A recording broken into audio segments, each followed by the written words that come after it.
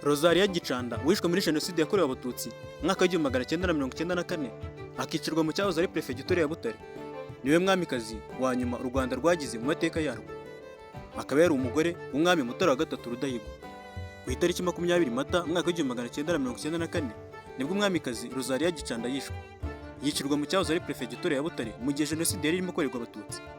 Umwamikazi Rosalia Gicanda yishwe urw'agashinyaguro, yishwe ku itegeko ryatanzwe na Kapiteni Nizeyimana Ildefonse. Nyuma uyu kapiteni yahamijwe ubwicanyi ndetse akatirwa igifungo cy'imyaka 35, mu gihe Rosalia Gicanda yatabarijwe i Mwima mu karere ka Nyanza. Gicanda Rosalia yavukiye i Rwamagana mu mwaka w'1928. Yakuze ari umukobwa muremure benshi bemeza ko yari mwiza kandi ko yanarangwaga n'ikinyabupfura n'isoni nyinshi. Ibi byagaragaye cyane mu muhango wo gutoranya umwamikazi, ni ukuvuga uwagombaga kuba umugore w'umwami ari ku ngoma ya Mutara wa gatatu Rudahigwa. Ubwo habaga umuhango wo gutoranya umwamikazi, icyo gihe abakobwa bose bari baratoranyijwe bagombaga guca imbere y'umwami Rudahigwa bambaye uko bavutse. Ariko bigeze kuri Gicanda araturika ararira bitewe n'uko atashoboraga kubyihanganira.